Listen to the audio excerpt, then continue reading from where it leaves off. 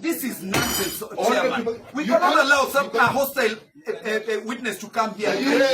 I'm chairing this. And you are not chairing. He's the one who is chairing. No. He's telling you what to do. No. It is true.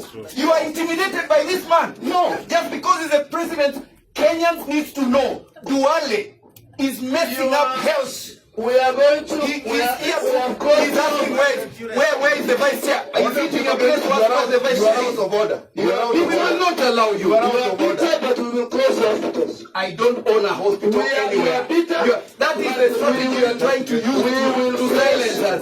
You close the hospital.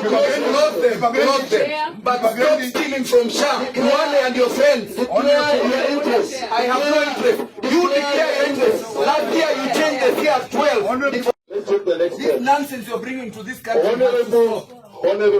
Munaibia watu hapa. That's fine. You should not be this. Wewe unaibia watu.